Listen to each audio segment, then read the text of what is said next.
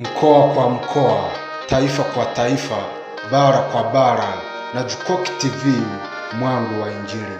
Msikilizaji na mtazamaji wa Jukoki TV, natumia nafasi hii kukukaribisha katika mwendelezo wa somo ambalo tayari tumekwisha kuanza utangulizi wa kipindi, na hii ni sehemu ya pili ambayo pia tunaendelea na mfululizo wa somo hili ambalo lina kichwa kinachosema dalili za mapambazuko. Sio kitu kingine bali tunazungumzia habari za kuja kwa Kristo mara ya pili.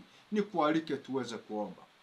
Baba yetu na Mungu wetu mfalme unaishi juu mbinguni, tuongoze tena katika somo hili la leo, ili watoto wako tukaweze kuelewa mapenzi yako na hatimaye kujiandaa kwa ajili ya ujio wako wa mara ya pili. Katika jina la Kristo aliye Bwana na Mwokozi wa maisha yetu, tunaomba na kuamini. Amen. Dalili za mapambazuko. Katika somo la mwanzoni kabisa nimezungumzia kama utangulizi wa somo hili dalili za mapambazuko. Sehemu ya kwanza nilizungumzia zaidi sana majibu ya Yesu Kristo kwa maswali matatu ambayo alikuwa anauliza. Kwa maswali hayo matatu aliyokuwa anaulizwa na wanafunzi wake, nilizungumzia mambo mawili, nayo sijayazungumzia kwa undani zaidi. Nimezungumzia tu kama utangulizi, nikilenga sana kwamba katika vipindi hivi tuweze kuendelea nayo katika upana wake. Wanafunzi wa Yesu Kristo walimueleza Kristo akiwa ametafakari sana juu ya Yerusalemu mara baada ya kulia kwa ajili ya mji wa Yerusalemu. Kwenye sura ya 23 aya 37 hadi aya 39, Yesu Kristo alikuwa akilia na kuomboleza kwa ajili ya mji wa Yerusalemu. Wakati akiomboleza sasa, baada ya hayo sasa ameulilia mji wa Yerusalemu, anatoka ndani ya Yerusalemu, anaelekea katika mlima wa Mizeituni. Wanafunzi wake wanamwendea wamuoneshe majengo ya hekalu. Wanapomuonesha majengo ya hekalu, Yesu anasema, hamyaoni haya yote? Halitasalia jiwe juu ya jiwe lolote ambalo halitabomolewa. Tunaona Yesu Kristo anawaambia maneno hayo kwenye sura ya 24 aya ya kwanza na aya ya pili. Aya ya tatu inaonyesha ya kwamba wanafunzi wa Yesu walifikiria sana, kwa nini Yesu hajakuwa na furaha na mambo haya? Hajakuwa na furaha na mambo haya. Ndipo nikakukumbusha ya kwamba Yesu Kristo hafurahii vile tunavyoonekana, bali Yesu Kristo anafurahia pale mioyo yetu inapokuwa tayari kuishi na kukumbatia mapenzi yake. Wayahudi walikuwa wanapenda hekalu la Yerusalemu, wanapenda mji wao Yerusalemu, lakini mioyo yao ilikuwa mbali sana na mapenzi ya Mungu. Wanafunzi walipokuwa wameambiwa jambo hilo ya kwamba halitasalia jiwe juu ya jiwe ambalo halitabomoshwa, Yesu Kristo alipoenda mahali pa faraga walimfuata kwenye lile fungu la 3. Yesu Kristo kwenye faraga wakamuuliza, tuambie haya mambo yatakuwa lini? Habari za kuangamizwa kwa Yerusalemu, habari za kuja kwake mara ya pili, na mwisho wa wakati. Yesu Kristo sasa anafungua kinywa chake, anawaambia kwenye yale mafungu kuanzia fungu la 4 la kwanza, lile fungu la 4 hadi fungu la 8. Yesu Kristo anawaambia dalili ambazo ni mwanzo wa utungu. Kuna njaa, kuna vita, kuna matetemeko ya ardhi, kuna makristo ya uongo. Mambo hayo anawaambia kwenye fungu la 4 hadi fungu la 8, lakini pia kwenye fungu la 9 hadi fungu la 14 anawaambia mambo ambayo yakionekana mwisho kabisa yeye anakuja na historia ya dunia inafungwa na mwisho wa wakati unaonekana. Kwenye fungu la 14, kumbuka kama nilivyozungumza, Yesu Kristo anasema tena, habari njema ya ufalme itahubiriwa ulimwenguni kote kuwa ushuhuda kwa mataifa yote, na hapo ndipo mwisho utakapokuja. Katika jambo ambalo wakati lenyewe injili itakuwa inaenea ulimwenguni, litakuwa linatimia kama lilivyotimia kipindi cha Wayahudi, kipindi hicho kuhusiana na mji wa Yerusalemu. Vivyo hivyo kama ambavyo mji wa Yerusalemu ulivyovunjwa, injili ya ufalme wa Mungu itakavyokuwa inaenea ulimwenguni kote, jambo hilo vivyo hivyo nalo litakuwa linaenea ulimwenguni kote. Hilo jambo ndilo hasa ninaloliita dalili ya mapambazuko. Sasa naomba uelewe, kwenye Mathayo sura ya 24 fungu la 15, Yesu Kristo anazungumzia swala la kuharibiwa kwa mji wa Yerusalemu. Swala la kuharibiwa kwa mji wa Yerusalemu. Naomba usikie analozungumza. Maana hapo juu nimekwisha kukwambia, kwa kadiri ambavyo injili ya ufalme wa Mungu itakuwa inaenea, nalo litakuwa linatimia kama ambavyo lilitimia kwa Wayahudi. Kama ambavyo lilitimia kwa Wayahudi. Tutaangalia lilivyotimia kwa Wayahudi na litakavyotimia katika zama za saa za mwisho kama dalili ya mapambazuko ya kuja kwa Kristo mara ya pili. Mara ya pili. Neno la Mungu linasema Mathayo 24 fungu la 15. Basi hapo mtakapoliona chukizo la uharibifu lililonenwa na nabii Danieli limesimama mahali patakatifu, asomaye na afahamu. Narudia. Basi hapo mtakapoliona chukizo la uharibifu lililonenwa na nabii Danieli limesimama katika patakatifu, asomaye na afahamu. Ngoja tuangalie injili nyingine pia wanavyozungumzia swala hili. Anazungumzia jambo hilo hilo kwenye kitabu cha Marko sura ya 13 aya ya 14. Anasema, lakini mlionapo chukizo la uharibifu limesimama pasipo lipasa, asomaye na afahamu, ndipo walio katika Uyahudi wakimbilie mlimani. Narudia. Lakini mlionapo chukizo la uharibifu likisimama pasipo lipasa, asomaye na afahamu, ndipo walio katika Uyahudi wakimbilie mlimani. Hasa unaposoma mafungu haya mawili utagundua anazungumzia chukizo la uharibifu limesimama mahali patakatifu. Chukizo la uharibifu limesimama mahali pasipolipasa. Swali, hili chukizo la uharibifu Yesu analolisema ni lipi? Ambalo kwa kadiri injili ya ufalme wa Mungu inapohubiriwa ulimwenguni kote kuwa ushuhuda kwa mataifa, nalo vivyo hivyo linaendelea kutimia kama lilivyotimia kwa Wayahudi. Jambo hili ni jambo gani? Maandiko yanajifafanua yenyewe kwenye kitabu cha Luka sura ya 21 aya ya 20 hadi aya ya 21. Neno la Mungu linasema mambo yafuatayo: lakini hapo mtakapoona mji wa Yerusalemu umezingirwa na majeshi, ndipo jueni ya kwamba uharibifu wake umekaribia. Aha, kumbe chukizo la uharibifu analolizungumzia ambalo linaambatana na kuangamizwa kwa Yerusalemu, maana ya chukizo hili la uharibifu ni kuzingirwa kwa mji wa Yerusalemu. Kumbe kuzingirwa kwa mji wa Yerusalemu ilikuwa ni dalili ya kwamba mji wa Yerusalemu unaangamizwa. Mji wa Yerusalemu unaangamizwa. Fungu la 21 anasema, ndipo walio katika Uyahudi na wakimbilie milimani, na walio katikati yake wakimbilie nje, na walio katika mashamba wasiuingie mji. Bwana Yesu asifiwe sana. Ukiangalia hapo utagundua ya kwamba neno la Mungu linazungumzia kitu gani.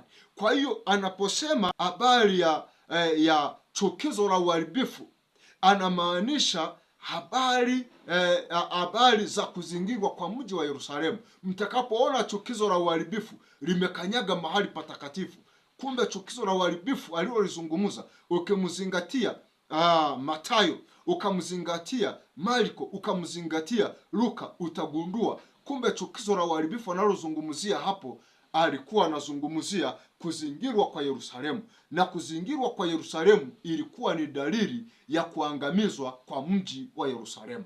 Sasa hapo juu nimekuambia kwamba jambo ambalo kwa kadiri ambavyo injili ya ufalme wa Mungu inahubiriwa ulimwenguni kote kuelekea miisho ya dunia kama dalili ya mapambazuko, inapokuwa injili inaenea, nalo lenyewe linaenea, nalo lenyewe linatimia, kama ambavyo lilitimia kwa Wayahudi kwa kuangamizwa kwa mji wa Yerusalemu. Ili jambo liangalie kwa upana wake. Mji wa Yerusalemu ulianza kuzingirwa mwaka wa 66 AD.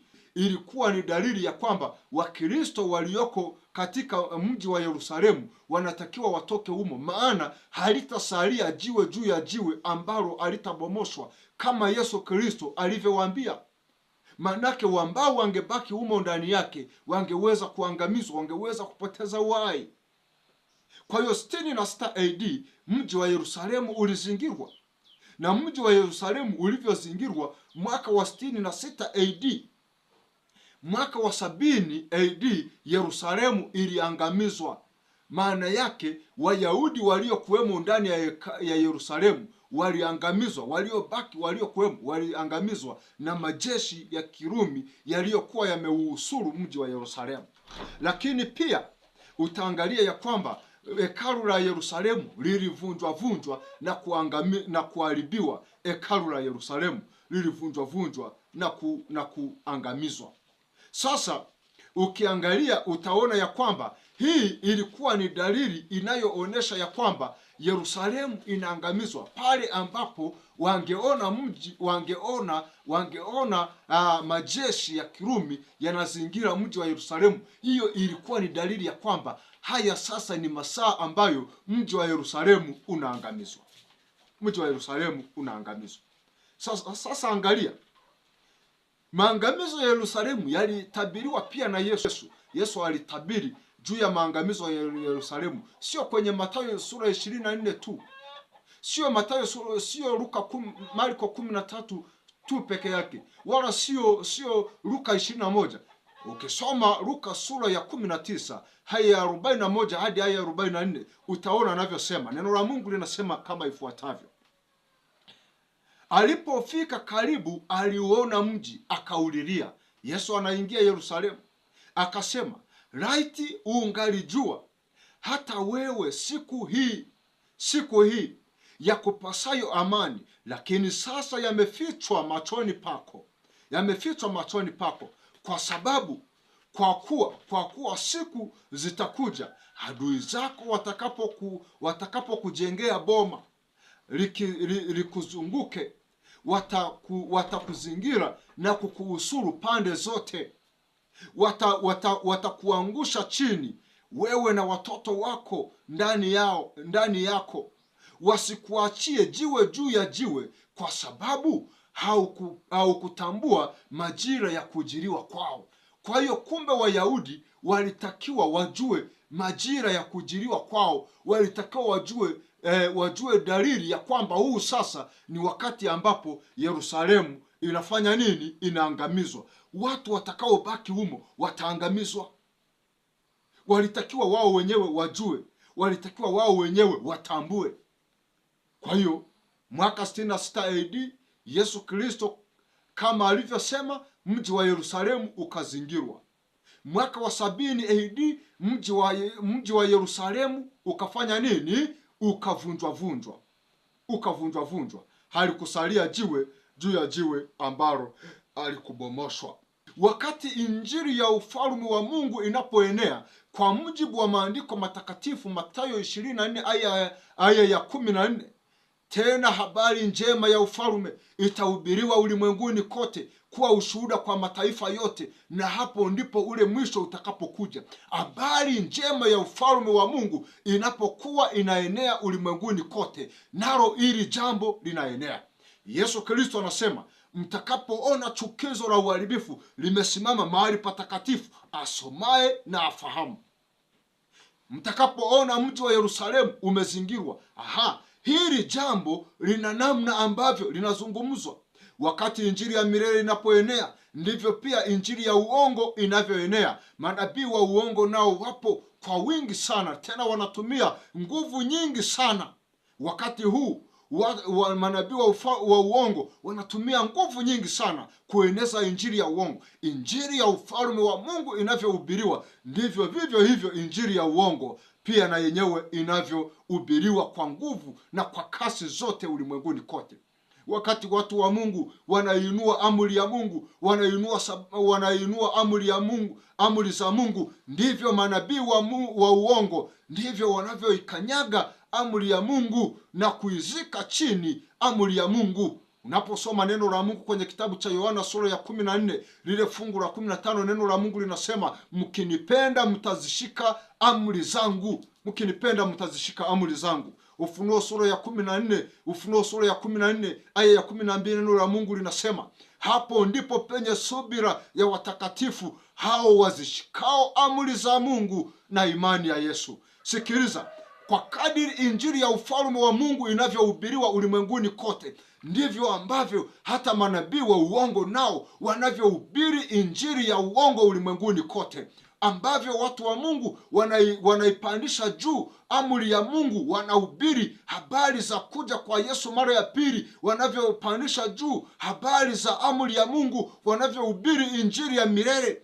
Sikiliza mpendwa, unaposikia habari za injili ya milele ina mambo mawili ya msingi. Jambo la kwanza, kuna amri ya Mungu, jambo la kwanza. Jambo la pili, kuna imani ya Yesu. Na ndio maana Yohana sura ya 14:15 anasema, mkinipenda mtazishika amri zangu. Ufunuo 14:12 anasema, hapo ndipo penye subira ya watakatifu hao wazishikao amri za Mungu na imani ya Yesu. Sikia, hao wazishikao amri za Mungu na imani ya Yesu, injili ya kweli ambayo Yesu anaisema kwenye Mathayo 24 fungu la 14, anasema tena habari njema ya ufalme itahubiriwa ulimwenguni kote. Anachokizungumzia hapo, anazungumzia injili ambayo ni habari njema ya ufalme, ambayo ina vitu viwili: namba 1, amri za Mungu; namba 2, imani ya Yesu Kristo.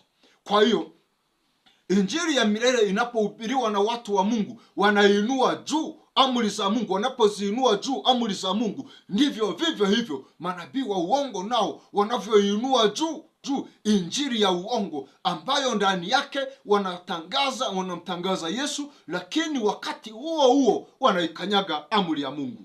Sikia, wakati huu manabii wa uongo wamekuwa wakitumia akili kuliko siku zote. Wamedumu kuhubiri habari za Yesu huku wakikataa amri za Mungu. Wanahubiri habari za Yesu huko wakikataa amri za Mungu. Wanahubiri upendo uliopooza ambao ndani yake hakuna amri za Mungu. Upendo uliopooza.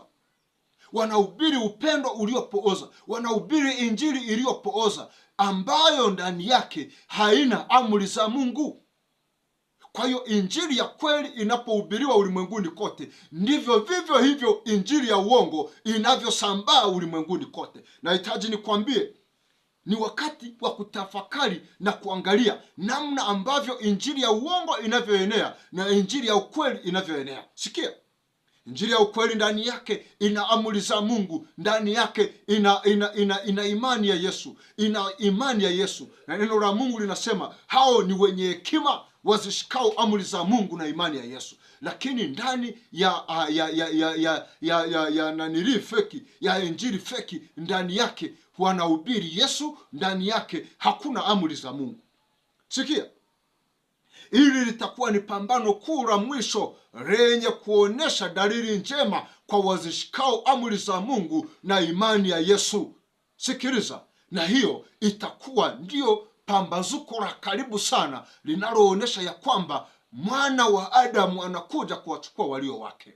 Injili ya uongo na injili ya ukweli. Injili ya uongo ambayo inamtangaza Yesu Kristo lakini inakanyaga amri za Mungu, na injili ya ukweli inayotangaza habari za Yesu Kristo na amri yake. Utakuwa ni mchuano na itakuwa ni dalili ya pambano inayoonesha mwisho inayoonesha ya kwamba hakika Yesu Kristo anakuja kulichukua kanisa lake. Sikilizeni nikwambie, Dalili ya mapambazuko ni mchuano utakaoonekana kwa kadiri siku zinavyoenda.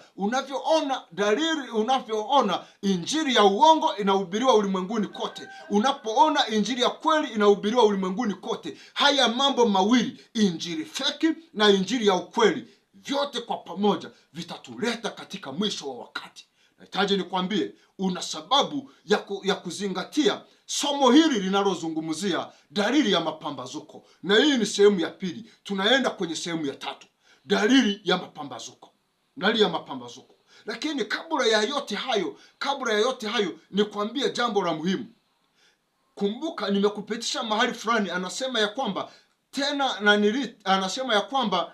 tena habari njema ya ufalme itahubiriwa ulimwenguni kote. Na hapo nimekwambia, mtakapoliona chukizo la uharibifu limesimama pasipo lipasa mahali patakatifu, asomaye na afahamu. Chukizo la uharibifu lilimaanisha kuzingirwa kwa Yerusalemu. Sasa liko jambo lingine linalohusu ambalo nimekwambia, kwa kadiri habari njema ya ufalme inapohubiriwa ulimwenguni kote, nalo hili jambo linahubiriwa. Hili jambo nalo linaendelea kutimia kama lilivyotimia kwa Wayahudi. Hilo usilisahau. Kwa kadiri injili habari njema inahubiriwa, nalo linaendelea kutimia kama ambavyo lilitimia